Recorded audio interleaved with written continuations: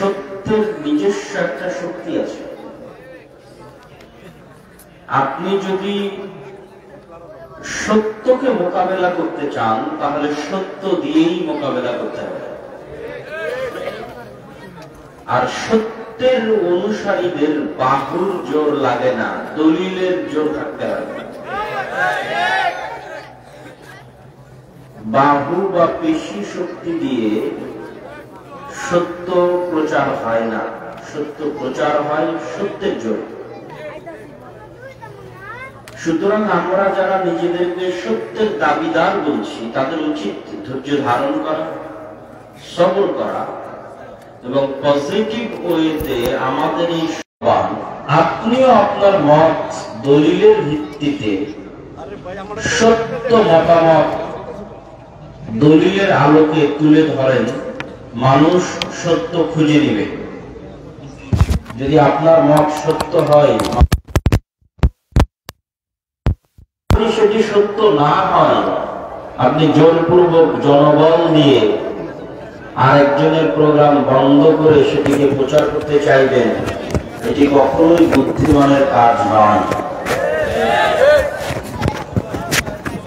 তো অত্র অঞ্চলে ইতিমধ্যেই আমরা অনেক বাধাগ্রস্ত অবস্থায় আছি, সেহেতু আমাদের ধৈর্যের পরিচয় দিতে হবে।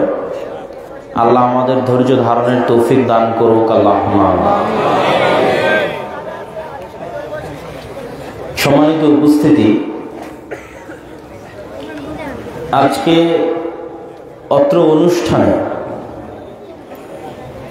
আমরা আপনাদের সামনে ইসলামের অর্থনৈতিক দর্শন এবং রাষ্ট্রীয় দর্শন কি সে বিষয়ে সংক্ষিপ্ত আলোচনা, কিন্তু গুরুত্বপূর্ণ আলোচনা তুলে ধরার চেষ্টা করব ইনশাআল্লাহুল আজিজ।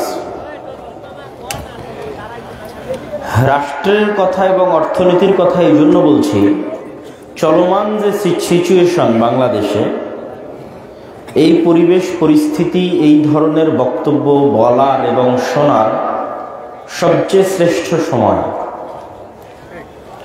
গত 16 বছর এই আলোচনা শুনলে মানুষের শোনার আগ্রহ থাকতো না, মানুষ শুনতেও চাইত না। এখন যেহেতু উর্বর ভূমি আছে, মানুষের মধ্যে আগ্রহ আছে, সেহেতু এই আলোচনা আমাকে করতে হচ্ছে এবং এই বিষয়ের বিভিন্ন অ্যাঙ্গেলে বিভিন্ন দিক থেকে ধারাবাহিক আমি আলোচনা করে যাচ্ছি। তো ইসলামের রাষ্ট্রীয় দর্শন এবং অর্থনৈতিক দর্শন, এটি বলে কি বুঝাতে চাচ্ছি? এটি বলে বুঝাতে চাচ্ছি, ইসলাম মসজিদের 4 দেওয়ালের মধ্যে আবদ্ধ থাকার জন্য আসেনি। কেউ যদি মনে করে ইসলাম শুধু মসজিদের 4 দেওয়ালের মধ্যে আবদ্ধ থাকবে, এটি ইসলাম, তাহলে তার মুসলিম থাকার সম্ভাবনা নাই। সে মুসলিম এটা দাবি করার সম্ভাবনা নাই। আল্লাহ সুবহানাহু ওয়া তাআলা কোরআনে বলেছেন, উদখুলু ফিস-সিলমি কাফা, পরিপূর্ণ রূপে তোমরা ইসলামে প্রবেশ করো। পরিপূর্ণ রূপে ইসলামে প্রবেশ মানে বাড়িতে ইসলাম মানবে, মসজিদে ইসলাম মানবে, কিন্তু সংসদে যখন বসবে, ব্যাংকে যখন যাবে, আদালতে যখন যাবে, তখন ইসলাম মানবে না। এটি হচ্ছে তুমি অপূর্ণাঙ্গ ইসলামের মধ্যে আছো। অতএব তোমাদেরকে পূর্ণাঙ্গ ইসলামের মধ্যে প্রবেশ করতে হবে।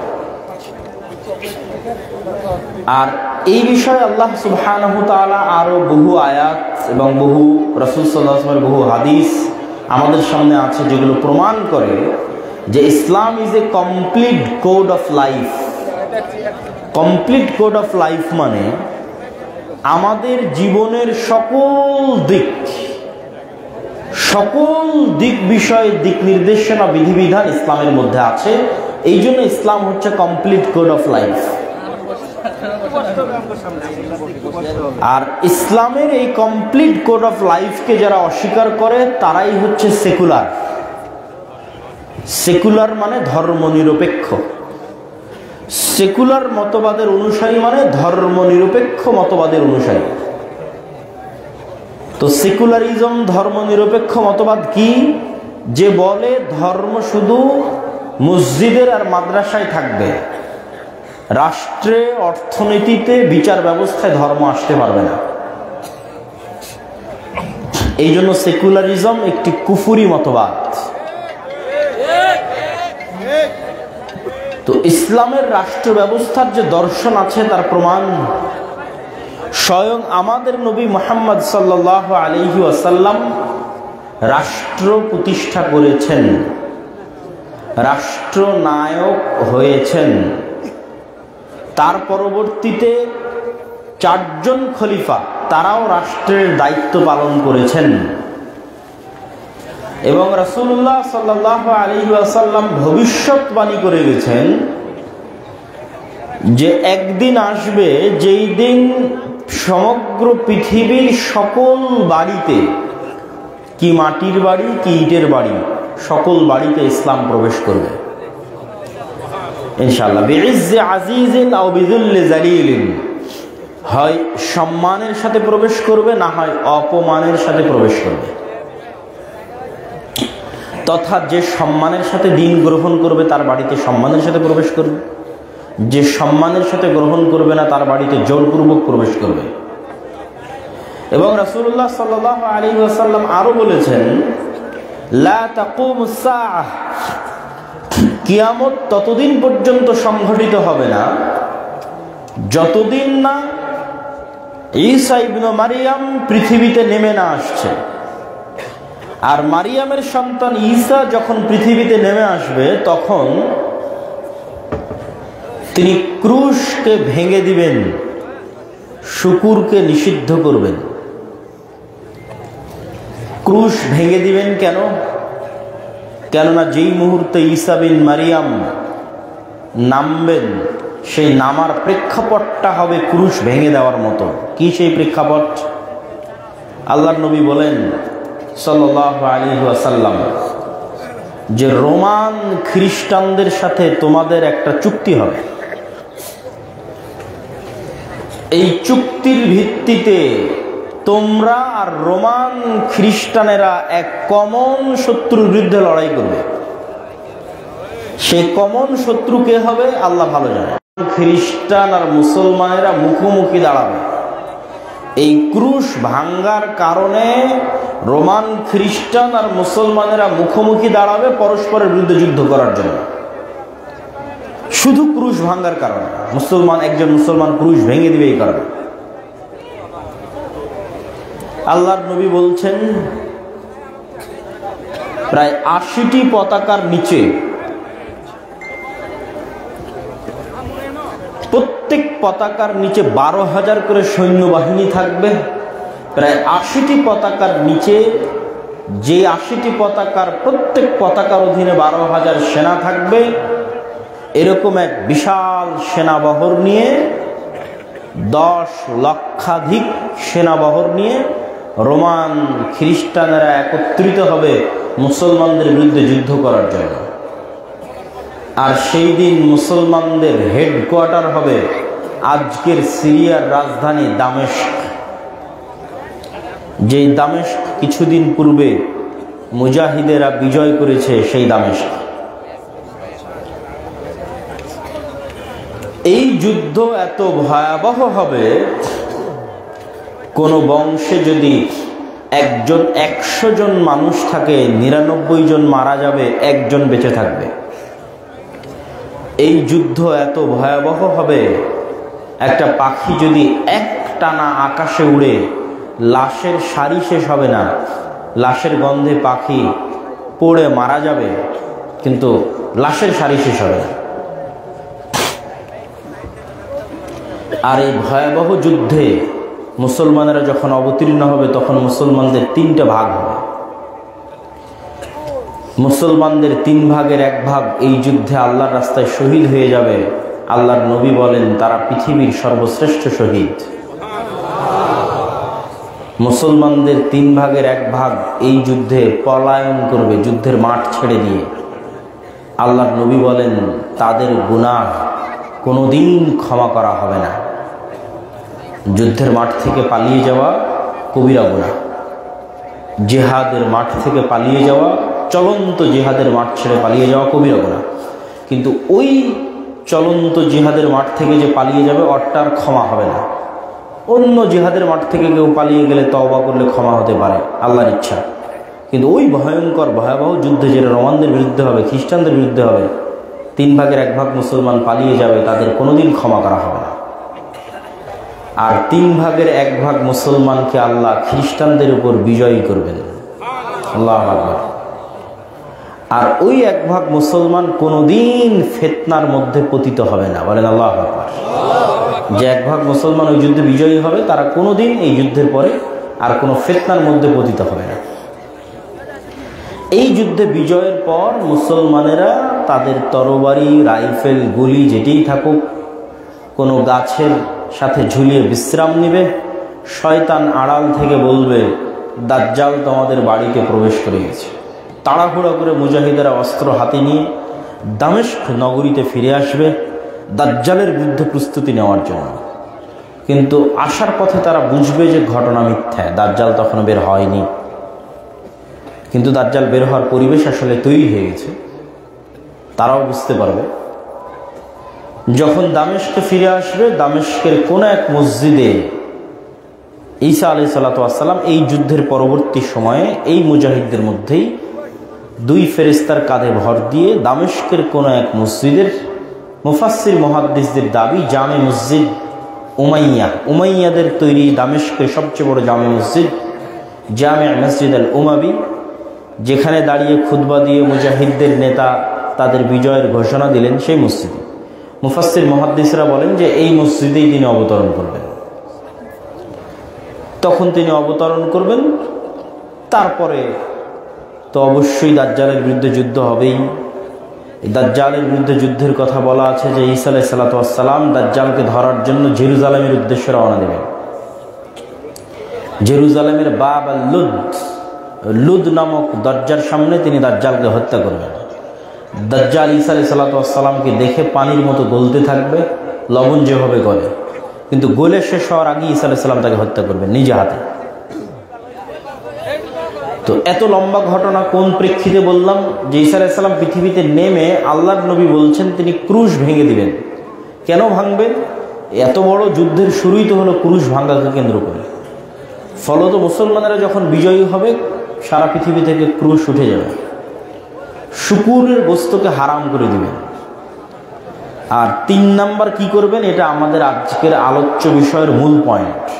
আল্লাহর নবী 3 নম্বরে বলছেন তিনি হবেন হাকামান মুকসিতা। 7 বছর ব্যাপী পৃথিবীতে ন্যায়ের শাসন, ন্যায় বিচারের শাসন প্রতিষ্ঠা করবেন, বলেন আল্লাহু আকবার। তো এই বাক্য থেকে আমাদের অর্জন কি, আমাদের আজকের আলোচনার বিষয়বস্তু কি? ইসলামের রাষ্ট্র দর্শনের ব্র্যান্ডিংটা কি? কি ব্র্যান্ডিং ইসলাম করছে তার রাষ্ট্রীয় দর্শনের জন্য এই বাক্যের মধ্যে তা ফুটে উঠবে। যেমন আজকে যদি বলি আপনাদের আজকের এই অনুষ্ঠানের ব্র্যান্ডিংটা কি, তো আপনারা বলবেন আজকের অনুষ্ঠানে শেখ আব্দুর রাজ্জাক বিন ইউসুফ এবং তার 3 সন্তান উপস্থিত হবে, এটাই ফোকাসিং পয়েন্ট। আরও অনেক বক্তা আছে, আয়োজক আছে, অতিথি আছে, কিন্তু ফোকাসিং এটাই। ঠিক যে কোনো কোম্পানি তার একটা না একটা ব্র্যান্ডিং বাক্য আছে, শব্দ আছে, যেটা তার ফোকাস।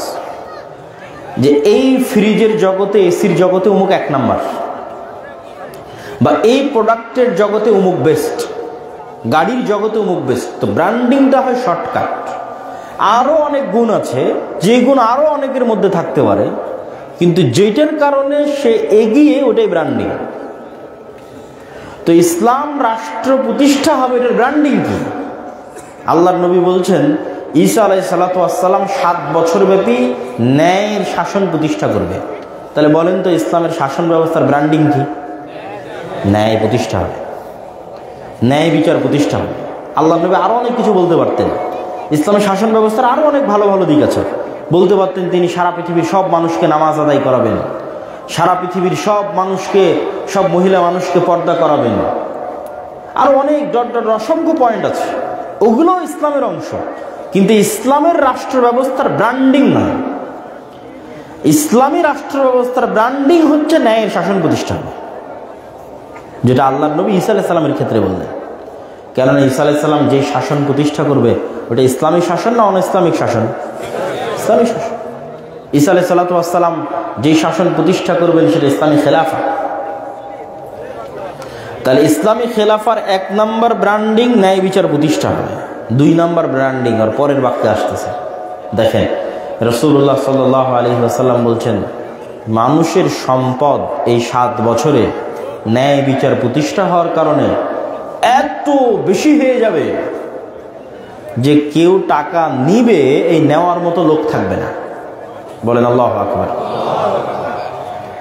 তাহলে ন্যায় বিচারের সাথে টাকার সম্পর্ক তৈরি হয়ে গেল। আজকে আমার বক্তব্যের বিষয় কিন্তু এই দুইটাই, 1 রাষ্ট্রে ইসলাম, 2 অর্থনীতিতে ইসলাম। রাষ্ট্রে ইসলাম, ন্যায় বিচার, ন্যায় বিচার প্রতিষ্ঠা হয়ে গেলে টাকা বেড়ে যাবে। কেন? আমি স্বেচ্ছাসেবকদের অনুরোধ করব যে আপনারা স্থায়ীভাবে ওখানে কয়েকজন লোক রাখেন, যারা ওখানে যারা দাঁড়াবে তাদেরকে বারবার এই কোনায় জায়গা ফাঁকা আছে, পিছনে আছে, অথবা এই সাইডেও আপনারা জায়গা বেশি করে দেন, বসার ব্যবস্থা করে দেন। যেহেতু জায়গা সংকুলন হচ্ছে না, বসার ব্যবস্থা করে দেন। সম্মানিত উপস্থিতি, আমরা আপনাদের সামনে আলোচনা তুলে ধরছিলাম ইসলামের রাষ্ট্র ব্যবস্থার ব্র্যান্ডিংটা কি, ন্যায়। অর্থনীতির ব্র্যান্ডিং কি, ন্যায় প্রতিষ্ঠা হলে কেন টাকা বেশি হবে। আজকে আপনারা যারা এখানে যতজন উপস্থিত আছেন, অনেকের অসংখ্য জনের কষ্ট আছে, তার পকেটে টাকা নেই। ধরেন আমারই কষ্ট আছে যে আমার টাকার অভাব আছে, আপনাদের অসংখ্য মানুষের কষ্ট আছে, তার টাকার অভাব আছে। এটা স্বাভাবিক, সিম্পল। কেন আপনার টাকার অভাব আছে? হাদিস বলছে এই পৃথিবীতে ন্যায় নাই, এই দেশে ন্যায় নাই, এই জন্য আপনি গরিব। তো দেশে ন্যায় না থাকার সাথে আপনার গরিব হওয়ার সম্পর্ক কি? এটাই তো বড় আশ্চর্য বিষয়। এখন এই মুহূর্তে বাংলাদেশে কোনো জায়গায় যদি 500 টাকার ঘুষের লেনদেন হয়, তাহলে সারা বাংলাদেশের 18 কোটি মানুষ ওই 500 টাকার গরিব হয়ে যাচ্ছে। এই 500 টাকাটা আপনার পকেট থেকে জোর করে বের করা হচ্ছে না, কিন্তু আল্লাহ পৃথিবীভাবেই সাজিয়েছে।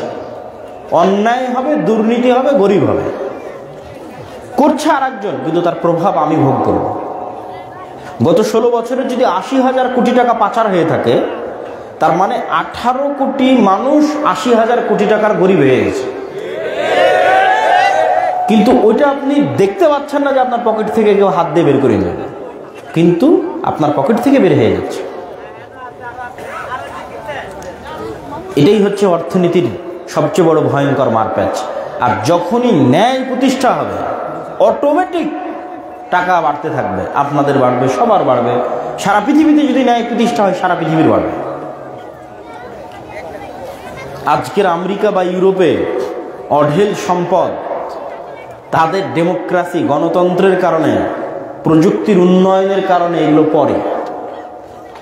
আজকের আমেরিকা এবং ইউরোপে অঢেল সম্পদ, আর আমার বাংলাদেশে 1 টাকাও নাই, মুসলিম দেশগুলোতে 1 টাকা নাই। তার সবচেয়ে বড় কারণ আগে কোনটা?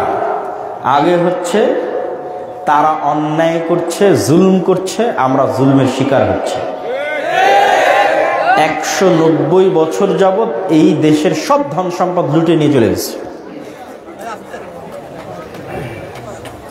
তাহলে বাদশাহ আলমগীর যখন ভারতের শাসক, তখন ভারতের জিডিপি সারা পৃথিবীর জিডিপির 30%। আর ব্রিটিশরা যখন ভারত ছাড়ে, তখন পাকিস্তান, বাংলাদেশ, ভারত মিলে সারা পৃথিবীর জিডিপির 3%, মানে 27% চুরি হয়ে গেছে 190 বছর। তাহলে আমরা গরিব কেন? আর একজনের জুলমের শিকার হওয়ার কারণে গরিব। পৃথিবীতে জুলুম চলতেছে। আফ্রিকান মুসলিমেরা গরিব কেন? আফ্রিকান কান্ট্রিগুলোর সব খনিজ সম্পদ ইউরোপ আর আমেরিকা লুট করে নিয়ে চলে যাচ্ছে, এই জন্য আফ্রিকার মুসলমানেরা গরিব। আপনি যান, গিয়ে দেখেন। তাহলে পৃথিবীতে আমরা গরিব আছি, পৃথিবীতে মানুষ গরিব আছে, কেননা পৃথিবীতে জুলম আছে। পৃথিবীতে যদি ন্যায় প্রতিষ্ঠা হবে, পৃথিবীতে কেউ গরিব থাকবে না। আল্লাহর নবী বলছেন হাদিসে যে ঈসা আলাইহিস সালাতু ওয়াস সালাম হাকামান মুকসিতা, সারা পৃথিবীতে ন্যায় বিচার প্রতিষ্ঠা করবেন। আর ন্যায় বিচারের ফলে কি ঘটবে? টাকা নেওয়ার মতো লোক থাকবে না। এটা লজিক্যাল, এটা বাস্তব, এটা সত্য। সম্মানিত উপস্থিতি, এই জন্য আমাদের আগে বুঝতে হবে রাষ্ট্রে ইসলাম গেলে উপকার কি। মানুষকে ভয় দেখানো হয়, রাষ্ট্রে ইসলামের নেগেটিভ চরিত্র দেখানো হয়। রাষ্ট্রে ইসলাম গেল মানে জঙ্গি হয়ে গেল,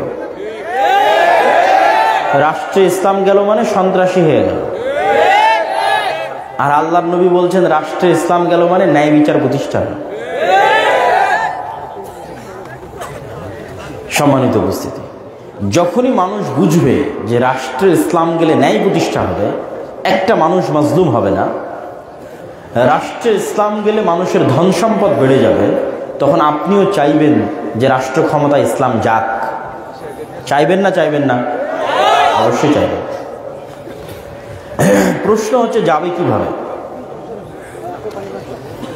রাষ্ট্রে ইসলাম যাবে ঠিক ওইভাবেই যেইভাবে নবী রাসূলদের মাধ্যমে রাষ্ট্রে ইসলাম গেছে।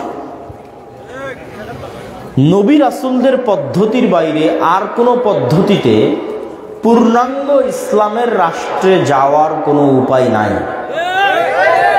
নবী রাসূলের পদ্ধতির বাইরে যে কোনো পদ্ধতিতে আপনি ইসলামকে রাষ্ট্র ক্ষমতায় নিয়ে যেতে চাইবেন, সেটা গণতন্ত্রের মাধ্যমে হোক, সমাজতন্ত্রের মাধ্যমে হোক, ধর্মনিরপেক্ষ মতবাদের মাধ্যমে হোক, নবীদের দেখানো পথ পদ্ধতির বাইরে আর যে কোনো পথ পদ্ধতির মাধ্যমে ইসলামকে রাষ্ট্র ক্ষমতায় নিয়ে যেতে চাইবেন, আপনি নিশ্চিত থাকেন পূর্ণাঙ্গ ইসলাম রাষ্ট্র ক্ষমতায় নবীদের পদ্ধতির বাইরে যেতে পারবে না। নবীদের পদ্ধতির বাইরে যে কোনো তন্ত্রমন্ত্রের মাধ্যমে ইসলামকে রাষ্ট্র ক্ষমতায় নিয়ে যেতে চাইলে সেটি বিকৃত ইসলাম যাবে, সেটি ভেজাল ইসলাম যাবে, সঠিক অবিকৃত ইসলাম যাবে না।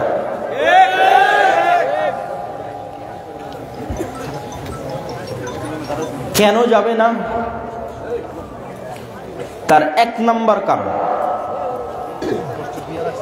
এই সমস্ত গণতন্ত্র, সমাজতন্ত্র, ধর্মনিরপেক্ষ মতবাদ, লিবারালিজম, জাতীয়তাবাদ, ন্যাশনালিজম, এগুলোর অস্তিত্বই হয়েছে যেন রাষ্ট্র ক্ষমতা ইসলাম যেতে না পারে।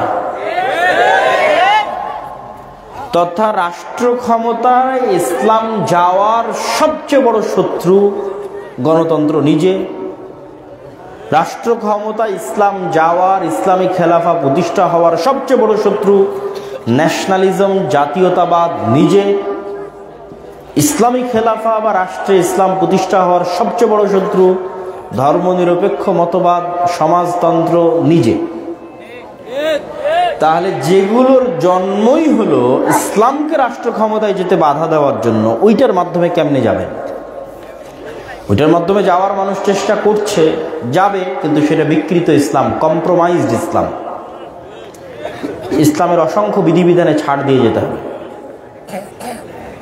এভাবেই ওই সিস্টেমগুলো ডেভেলপ করা আছে। তাহলে আপনি আব্দুল্লাহ বিন আব্দুর রাজ্জাক, আপনি বলছেন কিভাবে যেতে হবে বলেন?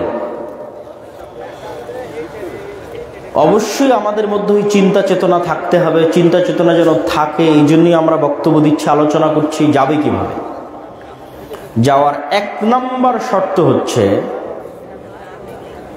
ঈসা আলাইহিস সালাতু ওয়াস সালামের ক্ষেত্রে আল্লাহর নবী বলছেন তিনি ন্যায় বিচার প্রতিষ্ঠা করবেন। ঈসা আলাইহিস সালাম যদি নিজে ন্যায়পরায়ণ না হয়, কেমনে ন্যায় বিচার প্রতিষ্ঠা করবে? এটা কি সম্ভব? ঈসা আলাইহিস সালাম যদি ন্যায় বিচার পৃথিবীতে প্রতিষ্ঠা করতে চায়, আগে ঈসা আলাইহিস সালামকে নিজেকে ন্যায়পরায়ণ হতে হবে, তবেই তিনি পৃথিবীতে ন্যায় বিচার প্রতিষ্ঠা করতে পারবেন। তাহলে আমরা যদি বলি যে আমরা ক্ষমতায় যাব ইসলামের নামে, আল্লাহর দয়ায়, ইসলামের নামে নয়, আল্লাহর দয়ায় নয়, তো জোর করে কত মানুষ ক্ষমতায় আছে, আরো কত মানুষ থাকবে, কত মানুষ ক্ষমতা থেকে চলে গেছে, সেটা আমাদের আলোচ্য বিষয় নয়। আমরা ক্ষমতায় যেতে চাই ইসলামের নামে, আল্লাহর দয়ায়। তো ইসলামের নামে আল্লাহর দয়ায় যেই ক্ষমতায় যাবেন, ওই ক্ষমতার এক নম্বর শর্ত ন্যায় বিচার প্রতিষ্ঠা করা। তাহলে আগে আমার এবং আপনার মধ্যে ন্যায়পরায়ণতা থাকতে হবে, তবে আল্লাহ আমাকে এবং আপনাকে তার দয়ায় রাষ্ট্র ক্ষমতায় দিবে। যদি আমার এবং আপনার মধ্যে ন্যায়পরায়ণতা না থাকে, তাহলে আল্লাহর দয়ায় ইসলামের নামে আল্লাহ আমাদেরকে রাষ্ট্র ক্ষমতায় দিবেন না। আমি যদি আরো স্পষ্ট করে বলি, ধরেন আমরা আজকে মঞ্চে দাঁড়িয়ে বক্তব্যের আলোচনায় গত 16 বছর কত দুর্নীতি হয়েছে তার বিবরণ দিচ্ছি। ফেসবুকে, ইউটিউবে, টুইটারে, টিকটকে আমাদের জেনজি ট্রল করতেছে, মজাক করতেছে, ঠাট্টা করতেছে, কিন্তু বিশ্বাস করেন যারা আজকে এগুলোর নিন্দা করতেছে, ট্রল করতেছে, ঠাট্টা করতেছে, এদেরকে ক্ষমতায় বসায় দেন, এরা গত 16 বছরের চেয়ে বেশি দুর্নীতি করবে।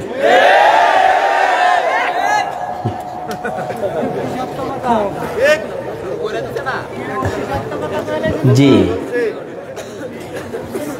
তো আমরা বলছি আরেকজনের দুর্নীতি, আরেকজনের অসততা, অন্যায়পরায়ণতার দুর্নাম করছি মানে আল্লাহ আমাকে দিয়ে দিবে ক্ষমতায়, এটা নয়। আল্লাহ সুবহানাহু ওয়া তাআলা জানেন যে আপনাকে ক্ষমতায় দিলে আপনি ওর চেয়ে বড় দুর্নীতিবাজ হবেন। তাহলে আপনি যদি বলেন ইসলামের নামে আমাকে ক্ষমতায় যেতে হবে, তাহলে 1 নম্বর শর্ত হচ্ছে আগে নিজের মধ্যে, নিজের পরিবারে, নিজের ব্যক্তিগত জীবনে, সমাজে যে যে ছোট্ট ছোট্ট জায়গায় আছেন, ওই প্রত্যেক ছোট জায়গায় শতভাগ ন্যায়পরায়ণতা প্রতিষ্ঠা করতে হবে। এটা শুধু আমার এবং আপনার জেনারেল শিক্ষিত মানুষদের জন্য না, আলেম ওলামাদের জন্য। এই যে আলেম ওলামারা ওর প্রোগ্রাম বন্ধ করে দিচ্ছে, ওর বিরুদ্ধে বক্তব্য দিচ্ছে, ওর মসজিদে হামলা করতে যাচ্ছে, ওর মাদ্রাসায় হামলা করতে যাচ্ছে, তাহলে তাদের হাতে যদি রাষ্ট্র ক্ষমতা চলে যায় কি করবে? ন্যায় বিচার প্রতিষ্ঠা করতে পারবে? তাহলে আলেম ওলামাদের মধ্যে যত মতভেদ আছে, মাদ্রাসায় যত গন্ডগোল আছে, ইসলামী দলে যত গন্ডগোল আছে, এই ধরেন তাবলিগ জামাতের 2 গ্রুপ মারামারি করতেছে, এরকম কি হানাফি কি আহলে হাদিস, আমি কিন্তু বিশেষ কোনো গোত্রকে লক্ষ্য করে বলছি না, কি হানাফি কি আহলে হাদিস, যেখানে গ্রুপিং আছে ওখানে যায় দেখেন মাসলা মাসাইল আসল বিষয় নয়, ভিতরে ঢুকে দেখবেন ন্যায়পরায়ণতা নাই। তাহলে যে তার দলের মধ্যে ন্যায় প্রতিষ্ঠা করতে পারলো না, তার মাদ্রাসায় ন্যায় প্রতিষ্ঠা করতে পারলো না, তার মসজিদে পারলো না, আল্লাহ সুবহানাহু ওয়া তাআলার ঠেকা পড়েনি যে তাকে রাষ্ট্র ক্ষমতায় দিবে। রাষ্ট্র ক্ষমতায় দিলেও আরো অনেক বড় জালিম হয়ে যাবে। এই জন্য আল্লাহ তাকে আল্লাহর দয়ায় রাষ্ট্র ক্ষমতা দিবে না। সম্মানিত উপস্থিতি, আর আমাদের মধ্যে যদি উদাহরণ নেন যে আমরা কি দিয়ে পরীক্ষা করব আমাদের মধ্যে ন্যায় বিচার আছে কিনা। আপনার বাবা যখন মারা গেছে, আপনার বাবা মারা যাওয়ার পর আপনি আপনার বোনকে আপনার বাবার সম্পত্তিতে ন্যায়ের সাথে ভাগ দিয়েছেন কি? এটা ধরেন একটা প্রশ্ন, একটা মাপকাঠি, কি দিয়ে আপনি মাপবেন যে আপনি ন্যায়পরায়ণ কিনা? আল্লাহ আপনাকে বাছাই করতে পারে কিনা দেশের নেতা বানানোর জন্য, জাতির সমাজের নেতা বানানোর জন্য। আপনি নিজেকে পরীক্ষা করে দেখেন, আশেপাশের মানুষকে পরীক্ষা করে দেখেন, তো দেখা যাবে বেশিরভাগ ক্ষেত্রে হয় বোনকে ভাগই দেয়নি, অথবা বোনকে যদি ভাগ দিয়ে থাকে তাহলে কুমিল্লা শহরের দামি জমিটা নিজে নিয়েছে আর বিলের মধ্যে জমিটা বোনকে দিয়েছে।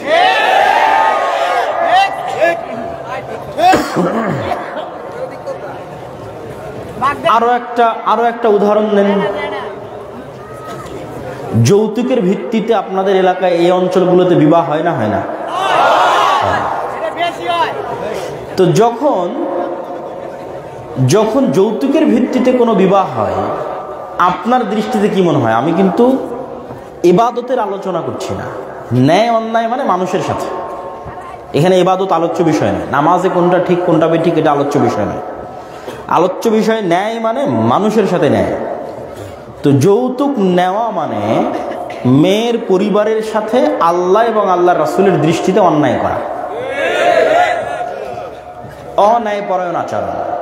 কিন্তু ওই যৌতুকের বিবাহে আলেম ওলামা, কাজী, হাজি, নামাজি সবই উপস্থিত হচ্ছে।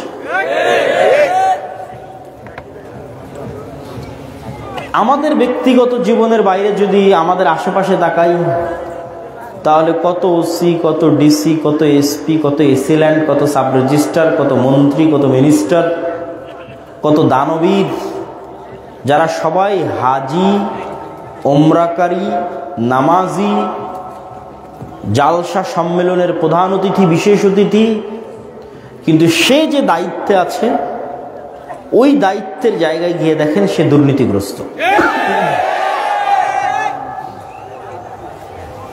তাহলে এত এত লেভেলে, ব্যক্তিগত লেভেলে, সামাজিক লেভেলে, ব্যবসায়িক লেভেলে রন্ধ্রে রন্ধ্রে মুসলমানেরা মিথ্যার সাথে, অন্যায়পরায়ণতার সাথে জড়িত, তাহলে আল্লাহ আমি কেমনে আশা করতে পারি, যেখানে আল্লাহর মানদণ্ড হচ্ছে রাষ্ট্রে ইসলাম মানে ন্যায় বিচার, তো আমি কেমনে আশা করতে পারি আল্লাহ আমাকে রাষ্ট্রে ইসলামের জন্য মনোনীত করবে? অসম্ভব, এটা হতে পারে না। আমরা যদি মনে করি যে আমরা নেতৃত্বের যোগ্য হব, তাহলে আমাদেরকে সর্বপ্রথম ন্যায়পরায়ণতা, সত্যবাদিতা, আমানতদারিতা নিশ্চিত করতে হবে। প্রশ্ন হচ্ছে, এত এত যে উদাহরণ দিলাম, এই মানুষগুলো তাহলে কেন সালাত আদায় করে, কেন হজ করে, কেন উমরা করে? রাসূলুল্লাহ সাল্লাল্লাহু আলাইহি ওয়াসাল্লাম বলেন, তিন শ্রেণীর মুসলমান বা এমন মুসলমান যার মধ্যে তিনটা বৈশিষ্ট্য আছে। মুনাফিকান খালিসা, সে খাঁটি নির্ভেজাল মুনাফিক। ইযা হাদ্দাসা কাযাবা, যখন কথা বলে মিথ্যা বলে। ওয়া ইযা ওয়া'দা আখলাফা, যখন ওয়াদা করে ভঙ্গ করে। ওয়া ইযা তুমিনা খানা, যখন দায়িত্ব দেওয়া হয়, আমানত রাখা হয়, খেয়ানত করে। এই প্রত্যেকটা দায়িত্ব, আপনার বাবা মারা গেছে, বাবার সম্পত্তি বন্টন করা আপনার উপর আমানত, দায়িত্ব। আপনি আপনার স্ত্রীকে বিবাহ করে নিয়ে যাচ্ছেন বাসায়, এটা আমানত। একটা মহিলা মানুষের, কন্যা সন্তানের আপনি দায়িত্ব গ্রহণ করতেছেন। আপনি OC, DC, SP, AC land, sub registrar, মন্ত্রী, মিনিস্টার, প্রধান শিক্ষক, আপনি দায়িত্বপ্রাপ্ত। এই প্রত্যেকটা দায়িত্বের জায়গায় যখন আপনি খেয়ানত করতেছেন, তখন আল্লাহর রাসূলের বক্তব্য অনুযায়ী আপনি খাঁটি নির্ভেজাল মুনাফিকে পরিণত হচ্ছেন। তাহলে এই যে মানুষগুলো যাদের উদাহরণ দিলাম, এরা নামাজ পড়ার পরেও, হাজি হওয়ার পরেও, ওমরাকারী হওয়ার পরেও, দানবীর হওয়ার পরেও আল্লাহর নবীর দৃষ্টিতে তারা কি বলেন তো? মুনাফিক। রাসূলুল্লাহ সাল্লাল্লাহু আলাইহি ওয়াসাল্লামের দৃষ্টিতে তারা মুনাফিক। যেমন আরো স্পষ্ট করে যদি বলি, যে গত সরকারের আমলে একজন ব্যক্তি ছিল যে প্রশ্ন ফাঁস করতো, আবার সেটা আল্লাহর রাস্তায় দান করতো। তো সে অনেক বড় আল্লাহওয়ালা, নামাজি, হাজি ব্যক্তি। তাহলে আল্লাহর নবীর এই হাদিসের আলোকে সে কি? মুনাফিক। তাহলে এই ধরনের ব্যক্তিরা নামাজ কেন পড়ে, হজ কেন করে, দান কেন করে? মূলত এই ধরনের ব্যক্তিরা তাদের মুনাফিকিকে ঢাকার জন্য ধর্মকে চাদর হিসেবে ব্যবহার করে। সে নামাজ মূলত পড়ে তার মুনাফিকিকে ঢাকার জন্য। হজ উমরা করতে যায়, জালসায় প্রধান অতিথি হয়, দান করে তার মুনাফিকিকে ঢাকার জন্য, আসলে মুনাফিক। তো এই সমস্ত মুনাফিক মুসলিমেরা গোলাম থাকবে না নেতা হবে? গোলাম থাকবে। এইবার আপনি বলেন, রাষ্ট্র ক্ষমতায় ইসলাম কিভাবে যাবে, তার এবার মাপকাঠি তৈরি করেন, পরিকল্পনা তৈরি করেন। আর যে মুসলমান এই সমস্ত মুনাফিকি থেকে পবিত্র, যার অন্তর সত্যবাদিতা দিয়ে পরিপূর্ণ, মানুষের প্রতি অন্যায় কথা ও কাজ থেকে মুক্ত, ফ্রেশ হৃদয়, আত্মমর্যাদা সম্পন্ন, আত্মমর্যাদাশীল, পরিষ্কার হৃদয়ের অধিকারী, সত্যবাদী, ন্যায়পরায়ণ ব্যক্তি, ব্যক্তিত্ব সম্পন্ন ব্যক্তি, এই রকম ব্যক্তি যখন সালাত আদায় করবে, সিয়াম পালন করবে, হজ করবে, ওমরা করবে, দান করবে, তখন এই এক একটা নামাজ, এক একটা সালাত, এক একটা সিয়াম, এক একটা হজ, ওমরা, এক একটা টাকা দানের পাওয়ার ক্ষমতা অনেক বেশি। এই ধরনের ফ্রেশ যদি একটা প্রজন্ম আমরা নিয়ে আসতে পারি, তবে সেই প্রজন্মের হাত দিয়ে ইসলাম ক্ষমতায় আসতে পারে। ওই প্রজন্ম নিয়ে আসার জন্য চেষ্টা করতে হবে। আপনি যদি বাংলাদেশের সবচেয়ে সৎ আল্লাহওয়ালা ন্যায়পরায়ণ ব্যক্তিকেও এখন ক্ষমতা দিয়ে দেন, তিনি দেশ একদিন এক সেকেন্ডও চালাতে পারবেন না, কেননা এই দেশের টপ লেভেল থেকে নিয়ে বটম লেভেল পর্যন্ত সব দুর্নীতিগ্রস্ত। এই জন্য তিনি চালাতে পারবেন না। হয় তাকেও দুর্নীতির সাথে আপোষ করতে হবে, না হয় ছেড়ে দিয়ে পালাতে হবে। তাহলে আমাদের রাস্তা কি? সৎ প্রজন্ম গড়ে তোলা। আর সৎ প্রজন্ম গড়ে তুলতে চাইলে শুরুটা হতে হবে অর্থনীতি দিয়ে। টাকার সম্পর্ক সততার সাথে আছেই। আমরা রাষ্ট্রে ইসলামের কথা বলছি, সেখানে টাকার কথা থাকবে না, অর্থনীতির কথা থাকবে না, এটা হবে না। তাহলে অর্থনীতি কিভাবে, কি দিয়ে শুরু হবে? অল্পে সন্তুষ্ট থাকা শিখতে হবে।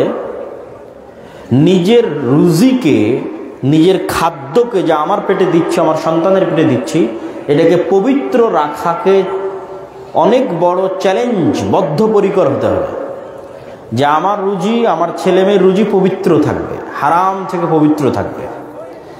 আর হারাম থেকে পবিত্র থাকতে চাইলে অল্পে তুষ্ট হওয়াই লাগবে। অসম প্রতিযোগিতায় লিপ্ত হয়ে হারাম থেকে বেঁচে থাকতে পারবেন না। যে কোনো অসম প্রতিযোগিতা আপনাকে হারামের দিকে টেনে নিয়ে যাবে। সামাজিক স্ট্যাটাস রক্ষা করার অসম প্রতিযোগিতা, পাড়া প্রতিবেশী কি কিনলো, কি খেলো, তার সাথে সামঞ্জস্য রক্ষা করার অসম প্রতিযোগিতা, কে কত সুন্দর জামা পরলো, কত দামি জামা পরলো, সেটা রক্ষা করার অসম প্রতিযোগিতা। এই প্রত্যেকটা অসম প্রতিযোগিতা আপনার মানসিকতাকে হারামের দিকে ধাবিত করবে। তো এক নম্বরে লাগবে অল্পে তুষ্ট। আর এই অল্পে তুষ্ট হওয়ার আলামত কোরআন এবং হাদিসে সবচেয়ে বড় যেখানে পাওয়া যায়, সেটা হচ্ছে ঋণ বিমুখতার প্রতি আল্লাহর নবীর ব্যাপকভাবে উৎসাহীকরণ। আল্লাহর নবী ঋণ বিমুখতার প্রতি কেমনভাবে উৎসাহিত করেছেন? রাসূলুল্লাহ সাল্লাল্লাহু আলাইহি ওয়াসাল্লাম দোয়া করেছেন, আল্লাহুম্মা ইন্নী আউযু বিকা মিনাল মা'সামি ওয়াল মাগরাম। হে আল্লাহ, পাপ থেকে বাঁচতে চাই, লোন থেকে বাঁচতে চাই। তো আপনার কি মনে হয় আমাদের নবী মুহাম্মদ সাল্লাল্লাহু আলাইহি ওয়াসাল্লাম সুদের ভিত্তিতে লোন নিতেন তাই এই দোয়া করছেন? না, এটা সুদি লোনের কথা বলা হয়নি, ওর পাঠ আরো পরে। এটা স্বাভাবিক, আমরা একজন আর একজনের থেকে যে কর্জ হাসানা নিই, সুদ মুক্ত কর্জ, যে ভাই একটু আমার 100টা টাকা দরকার, একটু দেন তো, 50,000 টাকা দরকার, একটু দেন তো, কালকে পরশু দিয়ে দেবো, 1 মাস পরে দিয়ে দেবো। এই স্বাভাবিক যে কর্জে হাসানা নেই, সেটি থেকে আল্লাহ নবী বাঁচতে যাচ্ছেন। সুদের কথা অনেক পরে। আর এক দোয়ায় রাসূলুল্লাহ সাল্লাল্লাহু আলাইহি ওয়াসাল্লাম বলেন, আল্লাহুম্মা ইন্নী আউযু বিকা মিনাল হাম্মি ওয়াল হুজনি। ওই দোয়ার শেষে বলা আছে ওয়া গালাবাতিদ দাইন, ঋণের বোঝা থেকে মুক্তি চাই। তো আল্লাহর নবীকে সাহাবীরা জিজ্ঞেস করছে, আল্লাহর নবী, ঋণ বা লোনকে আপনি এত ভয় পান কেন? কেন এত ভয় পান? রাসূলুল্লাহ সাল্লাল্লাহু আলাইহি ওয়াসাল্লাম উত্তরে বললেন, মানুষ যখন লোন নেওয়া শুরু করে তখন মিথ্যা বলা শুরু করে। মানুষ যখন কর্জ করা শুরু করে তখন মিথ্যা বলা শুরু করে। এত বড় কথা দিয়ে কি বুঝাতে চাচ্ছি? প্রত্যেকটা কথা আমাদের একটা আরেকটার সাথে সম্পৃক্ত।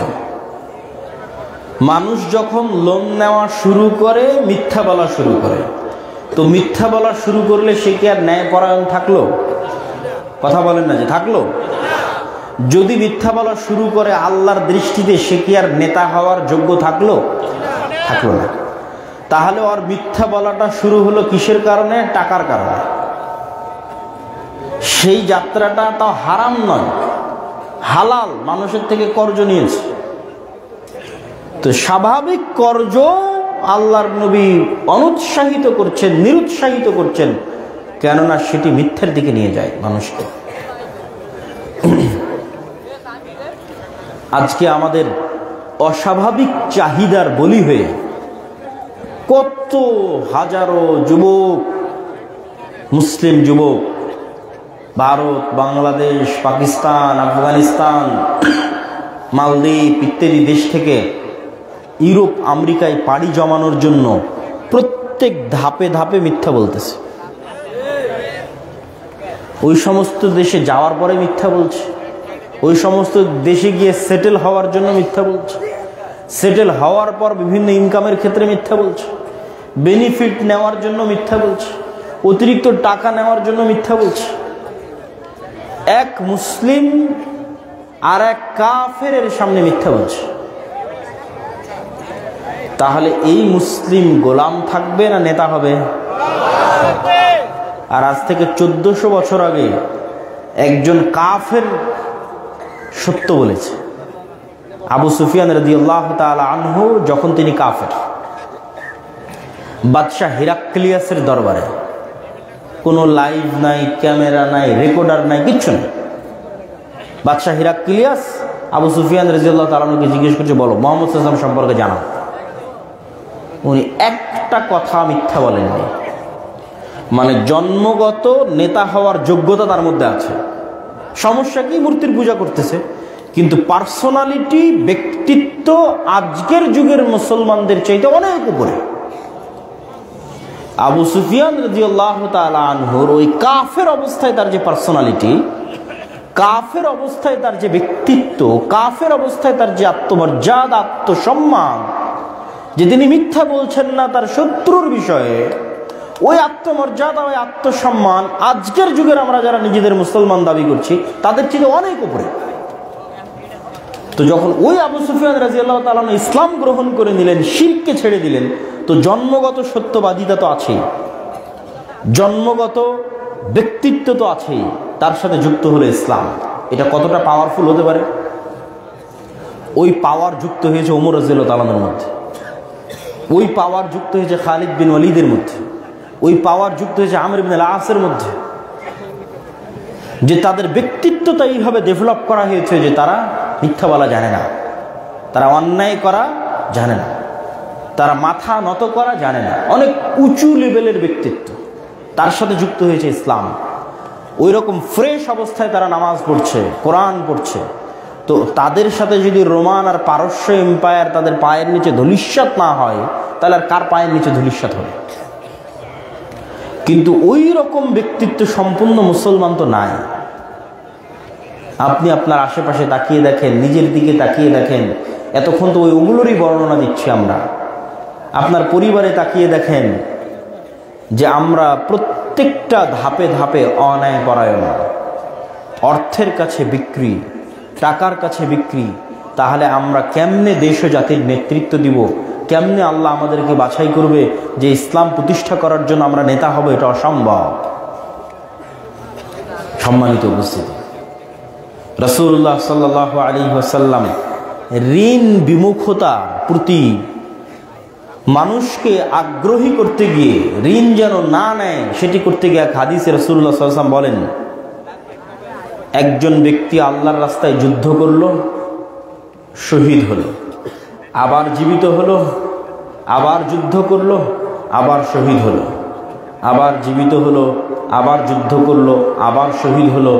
এই ব্যক্তি জান্নাতে যেতে পারবে না যদি তার ঋণ থাকে। অথচ জান্নাতে যাওয়ার সবচেয়ে শর্টকাট রাস্তা ছিল শহীদ হওয়া। এর চাইতে শর্টকাট কোনো রাস্তা জান্নাতে যাওয়ার নাই। কিন্তু এই রকম শহীদ 3 বার হলো। আল্লাহ নবী বলছে জান্নাতে যেতে পারবে না যদি লোন থাকে। সুদের লোনের কথা বলেন, সুদের লোন আরো পড়ে। মানুষ বিলাসিতার জন্য আর একজনের কাছে কর্জ করবে, এটা ইসলামের অর্থনৈতিক দর্শনের লক্ষ লক্ষ কিলোমিটারের মধ্যে নাই। তো মানুষ লোন করবে কখন? যখন ওর বাচ্চার অপারেশন করতে পারছে না, মারা যাবে। এইটা সুদের কথা বলতেছে না, স্বাভাবিক কর্জের কথা বলতেছে। সুদের কথা বহু পরে, ওর অস্তিত্বই নেই। স্বাভাবিক লোন মানুষ মোটরসাইকেল কেনার জন্য নিবে, এসি কেনার জন্য নিবে, ফ্রিজ কেনার জন্য নিবে, টিনের বাড়ি পাকা করার জন্য নিবে। এর অস্তিত্ব স্বাভাবিক লোন, সুদের না। এমনি লোন, ভাই তুমি আমাকে 10,000 টাকা দাও, আমি একটা মোটরসাইকেল নিব। ভাই তুমি আমাকে 20,000 টাকা দাও, আমি একটা ফোন কিনবো। মানে বিলাসিতার জন্য আরেকজনের থেকে টাকা ধার করবে, সুদ বহু পরে, এমনি এরই অস্তিত্ব ইসলামের কয়েক লক্ষ কিলোমিটারের মধ্যে নেই। তো নিবে কখন লোন? কর্জে হাসানা নিবে কখন? ওর মেয়ে অপারেশনে আছে, মারা যাচ্ছে, টাকার অভাব, তখন কর্জে হাসানা। বাচ্চাকে পড়াতে পারতেছে না, নিরুপায়, তখন কর্জে হাসানা নেবে। তাহলে সুদ ভিত্তিক লোন আরো কত পরে থাকতে পারে। কিন্তু আজকের পৃথিবীকে তৈরি করা হয়েছে, এমন একটা ইকোসিস্টেমের উপর আজকের পৃথিবীকে ডেভেলপ করা হয়েছে যে আপনি সুদমুক্ত জীবনযাপন করতে চাইলেও পারবেন না। বাংলাদেশে তাও যদি কারো 10-15 বিঘা জমি থাকে, বাপদাদার রেখে যাওয়া 20-30 বিঘা জমি থাকে, তো তাও তার পক্ষে সুদমুক্ত থাকা কিছুটা হলেও সম্ভব, যে সে সুদমুক্ত থাকবে। কিন্তু ইউরোপ এবং আমেরিকায় যাওয়ার পরে আপনি ঢুকলেন, ঢোকার পরে সুদমুক্ত থাকবেন, এর প্রসেস আকাশ কুসুম কল্পনার সামনে। এমন কোনো রাস্তা নাই যে রাস্তা দিয়ে আপনি বলবেন আমি সুদমুক্ত থাকবো। এটা ইকোসিস্টেম ডেভেলপ করা হয়েছে।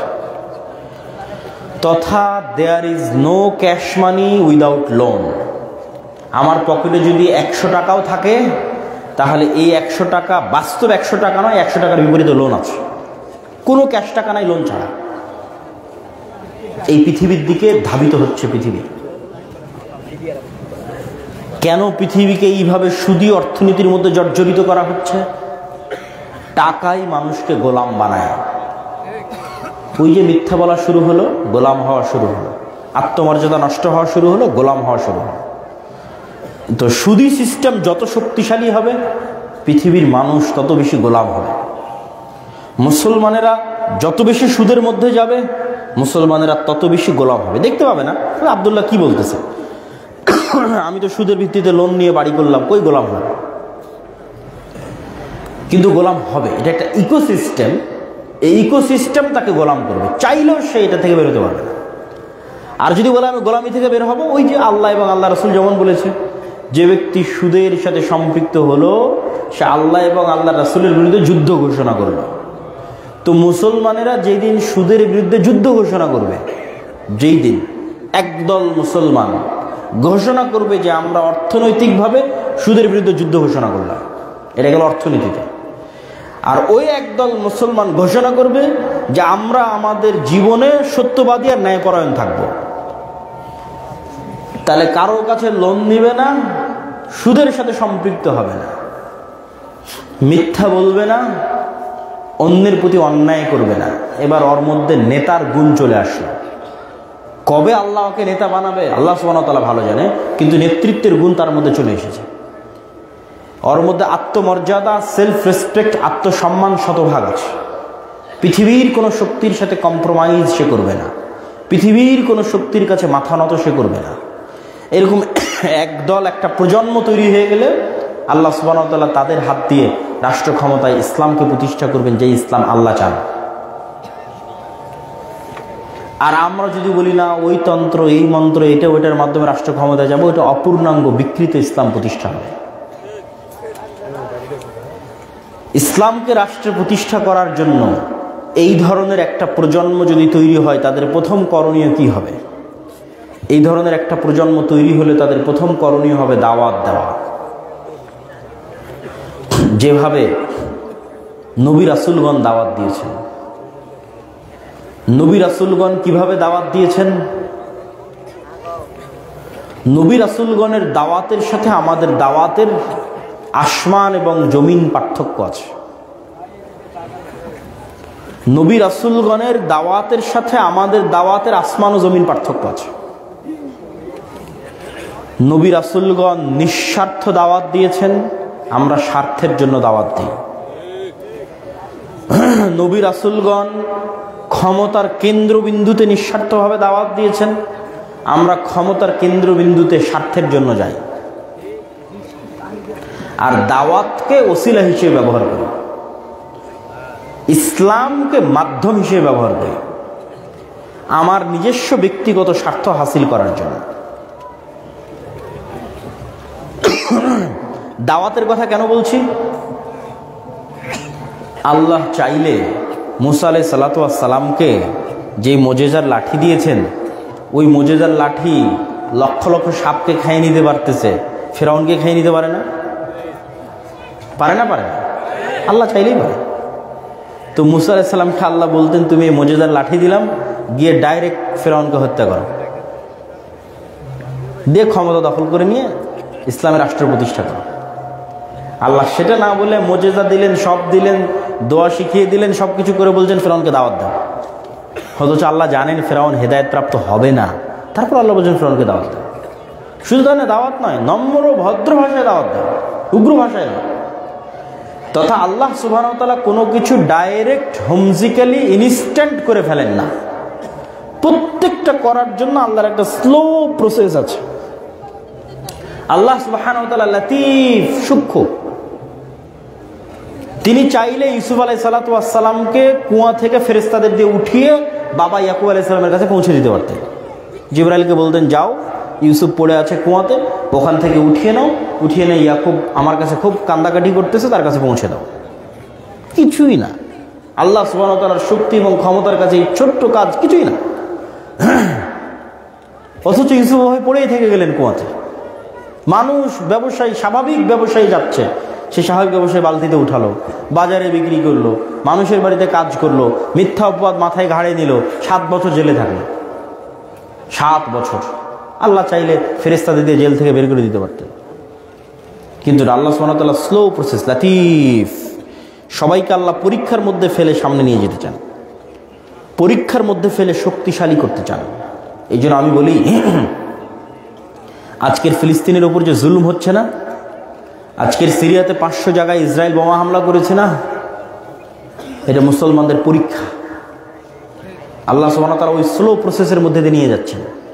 কেননা ওই যে মুসলমানেরা দুর্নীতিবাজ হয়ে গেছে, মিথ্যুক হয়ে গেছে, আর নিজের দিনের উপর কনফিডেন্স নাই, তখন অন্যদেরকে আল্লাহ এদের উপর চাপিয়ে দিয়েছেন যাতে এরা দিনের আল্লাহর কাছে ফিরে আসে, নিজের দিনের উপর ফিরে আসে, সঠিক রাস্তায় সঠিক পথে ফিরে আসে। পরীক্ষা। তো এই জন্য দাওয়াত আপনাকে দিতে হবে, কিন্তু নবীদের মতো কনফিডেন্সের সাথে দাওয়াত দিতে হবে, নিঃস্বার্থভাবে দিতে হবে। কনফিডেন্সটা কি সেটাও তুলে ধরুন। নিজের দিনের উপর কনফিডেন্স, আত্মবিশ্বাস। আপনি বলবেন, না আমার তো আমার দিনের উপর আত্মবিশ্বাস আছে, কনফিডেন্স আছে। নাই, নাই, এটা আমি নিজে দেখেছি। লন্ডনের ইহুদি পাড়ায় গেলে 90% জন ইহুদির মুখে দাঁড়িয়ে আছে। কেন? সে তার দিনের উপর কট্টর, ড্যাম কেয়ার। দাঁড়িয়ে রাখলে মানুষ কি বলবে, মাথায় টুপি দিলে মানুষ কি বলবে, কল্পনাও করে না, চিন্তাও করে না। যে বাশার আল আসাদের পতনের পর সিরিয়ার 500 জায়গায় বোমা হামলা করতে না আমেরিকা না জাতিসংঘ কাউকে জিজ্ঞেস করার প্রয়োজন মনে করে না, আর আবার দাঁড়িয়ে রাখতে কাউকে কি ভাবলো এটা ভাবতে প্রয়োজন মনে করার দরকার আছে নাকি? দরকার নেই। 500 জায়গায় বোমা হামলা করতে চিন্তা করেনি, দাঁড়িয়ে রাখার জন্য চিন্তা করে। ইহুদিরা ভ্রান্ত হওয়ার পরও, অভিশপ্ত হওয়ার পরও তাদের দিনের উপর ড্যাম কেয়ার, কট্টর। আমার দিনে যেটা আছে সেটা আমি পালন করবো, পৃথিবী কি বললো না বললো দেখে লাভ নেই, এটাই স্বাধীনতা। আর এটা মুসলমানের সন্তান, আর গ্রাম আর পাড়া প্রতিবেশী সব গোলাম। ও কোনো একটা দিনের কোনো একটা বিধান পালন করে টিকে থাকুক সমাজে, সরকারি চাকরি করুক, রাষ্ট্রের, মুসলিম রাষ্ট্র বলতেছে, এই রাষ্ট্রের মধ্যে কাঠামোগত ইসলাম বিদ্বেষ আছে, রাষ্ট্রের কাঠামোর মধ্যে ইসলাম বিদ্বেষ আছে, করুক, পারবে না টিকতে।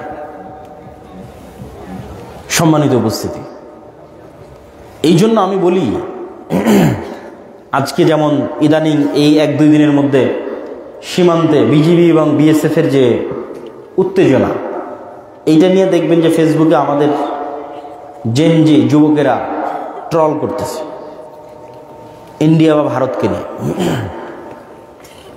যে বাংলাদেশি বাঙালিরা খুব সাহসী, খুব বীর পুরুষ। আমি এটা অস্বীকার করছি না, কিন্তু আমার প্রশ্ন হচ্ছে, ভারত প্রতিষ্ঠা হয়েছে 47 সালে জওহরলাল নেহরু, গান্ধী, মৌলানা আবুল কালাম আজাদের সেকুলারিজমের উপরে, মানে ধর্মনিরপেক্ষ রাষ্ট্র হবে, সেকুলারিজম। আর 47 সালে বাংলাদেশ আর পাকিস্তান প্রতিষ্ঠা হয়েছে ইসলামের নামে, আর মুসলমানের নামে। আজ 70 বছর পর এই পাকিস্তানের এই বাংলাদেশ পৃথিবীর সবচেয়ে বড় সেকুলার রাষ্ট্র হওয়ার জন্য পাল্লা দিচ্ছে। আর 70 বছর পর যেই ভারত সেকুলার হিসেবে জন্ম হয়েছিল, ওই ভারত নিজেকে কট্টর হিন্দুত্ববাদী হিসেবে পরিচয় দিতে কারো পরোয়া করে না। তাহলে বাংলাদেশে বসবাস করা মুসলমানেরা নিজের দিনকে রাষ্ট্রে প্রতিষ্ঠা করে শক্তভাবে বলবে রাষ্ট্রে ইসলাম চাই, ইসলাম প্রতিষ্ঠা করা হোক। এই কথা বলতে 10 বার ডানে বামে তাকাবে। কে যেন বলবে জঙ্গি, কে যেন বলবে সন্ত্রাসী।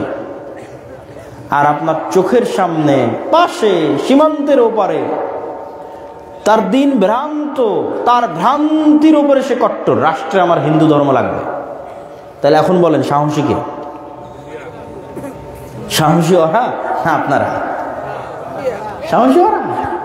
পরোয়া করেনি, পৃথিবীর পরোয়া করেনি, দুনিয়ার পরোয়া করেনি, তার নিজের দিনের উপর কট্টর। আপনি যদি বলেন আমিও সাহসী, আমিও বীর পুরুষ, তাহলে বাংলার যুবকদের বলতে চাই, বাংলাদেশের রাষ্ট্র ক্ষমতায় ইসলামকে বসাও, দিয়ে বীর পুরুষের প্রমাণ দাও, সাহসিকতার প্রমাণ দাও। মিনমিন করে সেকুলারিজমের কথা কেন বলে? তারা যদি কট্টর হিন্দুত্ববাদ হতে পারে, আরো 1000 কিলোমিটার দূরে ইসরায়েলকে দেখেন। ইসরায়েলের আশেপাশের যত দেশ আছে মুসলিমদের, সবগুলো মিনমিন করে বলবে আমরা সেকুলার সেকুলার সেকুলার। আর ইসরায়েল বলছে আমি কট্টর ইহুদি, কি করবি কর। তো স্বাধীন তো ওই ইহুদি, এরা তো সব গোলাম। ওরা যদি বলতে চায় আমরা স্বাধীন, তাহলে তুমিও বলো যে আমি কট্টর মুসলিম, কি করবি কর। সেই দিন স্বাধীন। যেদিন এটা বলতে পারবেন ওই দিন স্বাধীন, আর যতদিন এটা বলতে পারবেন না ততদিন পরাধীন। সম্মানিত উপস্থিতি, আমি আমার বক্তব্যের শেষের দিকে চলে এসেছি। আমি এই বক্তব্যের আমার যে আলোচনা, এই আলোচনার সারমর্ম আপনাদের সামনে তুলে ধরে আমার বক্তব্যের ইতি টানার চেষ্টা করব ইনশাআল্লাহ।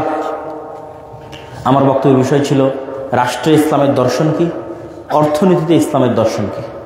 রাষ্ট্রে ইসলামের ব্র্যান্ডিং হচ্ছে ন্যায় বিচার, অর্থনীতিতে ইসলামের ব্র্যান্ডিং হচ্ছে অল্পে তুষ্ট থাকতে হবে, হারাম মুক্ত থাকতে হবে। কেন?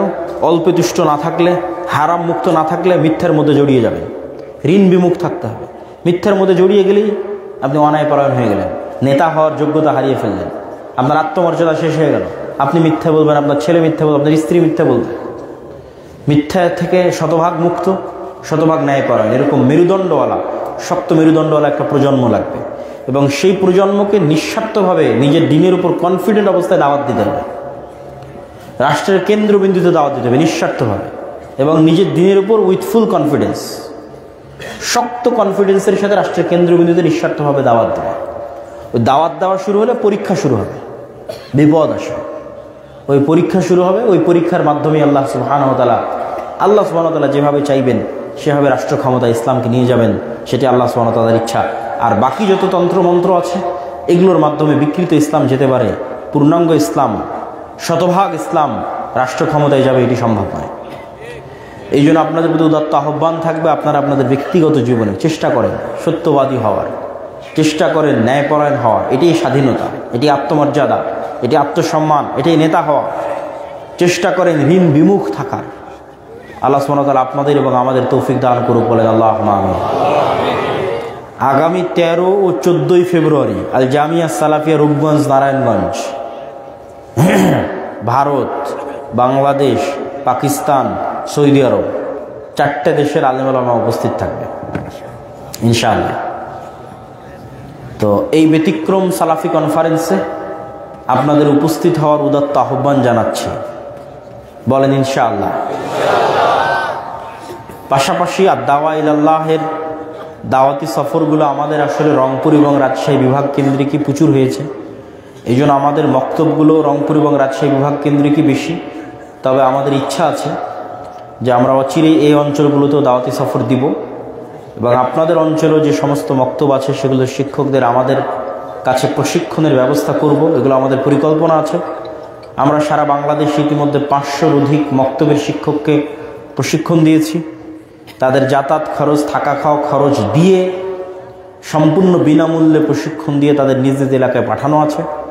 তাদের মধ্যে প্রতিযোগিতার মাধ্যমে, জাতীয় মক্তব প্রতিযোগিতার মাধ্যমে বিজয়ী ছাত্র এবং তার বাবাকে ওমরার জন্য পাঠানো হচ্ছে। আল্লাহ সুবহানাহু ওয়া তাআলা আমাদের এই উদ্যোগগুলোকে কবুল করুক, আল্লাহুম্মা আমিন। মাসিক আল ইতিসাম খুবই ব্যতিক্রম একটা পত্রিকা। প্রতি মাসের লাস্ট 4-5 মাসের সম্পাদকীয়গুলো পড়ে দেখেন।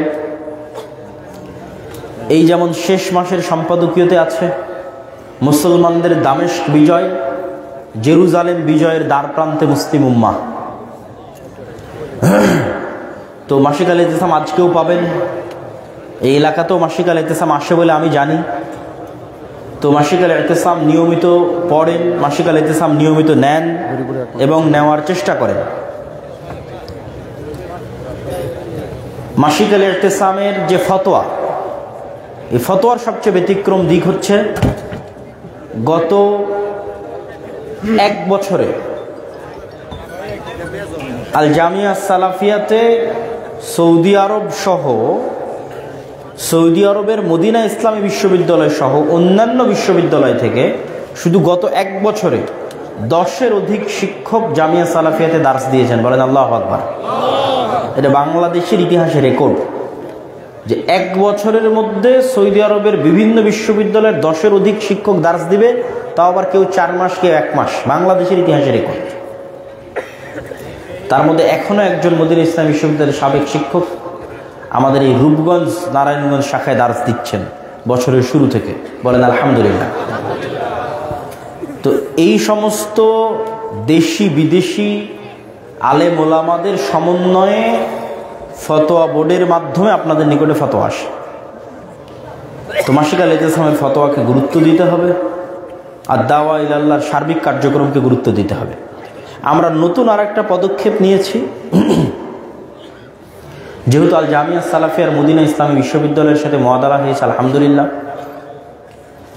সেটিকে ভিত্তি করে আমরা বাংলাদেশের যত মাদ্রাসা আছে যারা পবিত্র কোরআন ও সুন্নাহর আলোকে পরিচালিত হয়, তারা চায় যে আমরা তাদের শিক্ষার মানটা বাড়িয়ে দিই, আমাদের সিলেবাস দিয়ে, আমাদের শিক্ষকদের দিয়ে ট্রেনিং দেওয়ানোর মাধ্যমে।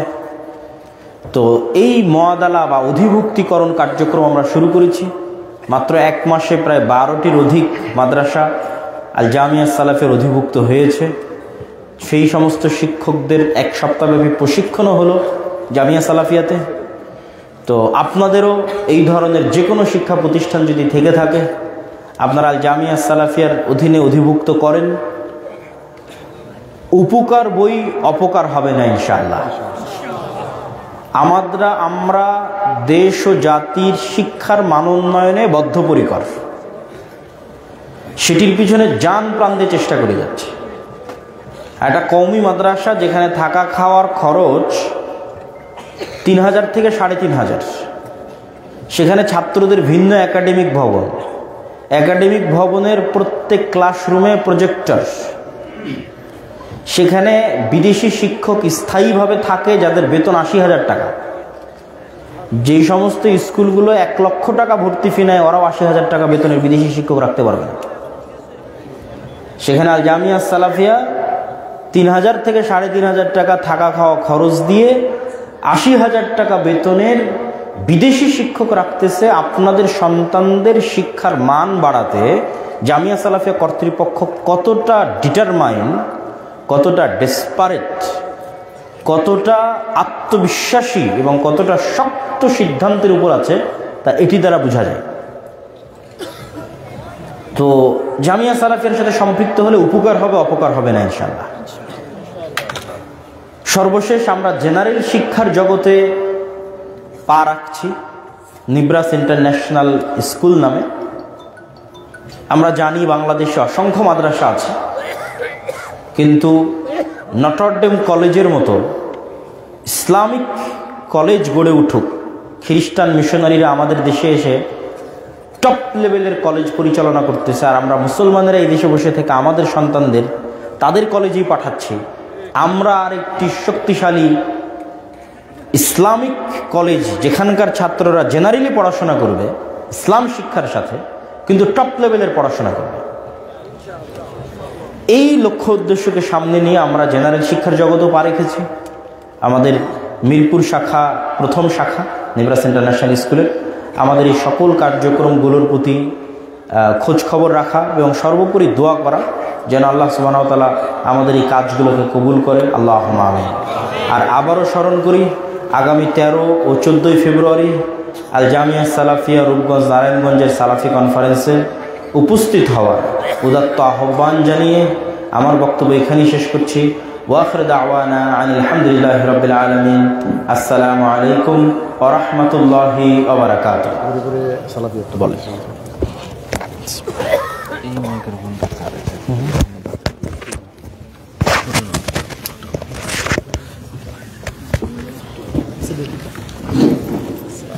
ভাই সেট হয়ে গেল।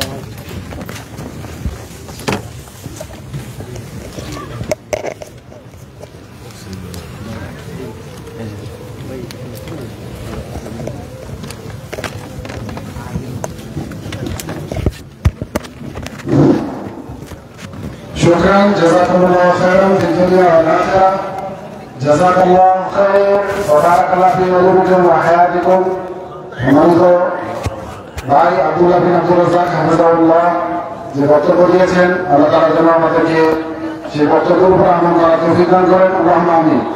যে সম্মানিত ভাইরা, এখন আমাদের মাঝে কোরআন এবং সহিহ সুন্নাহ থেকে গুরুত্বপূর্ণ আলোচনা পেশ করবেন। আপনারা যাদের অপেক্ষায় বসে আছেন, আব্দুর রহমান বিন আব্দুর রাজ্জাক হাফিজাহুল্লাহ, আব্দুর রহমান বিন আব্দুর রাজ্জাক হাফিজাহুল্লাহ শেখের বক্তব্য রাখার জন্য 17 সংগঠন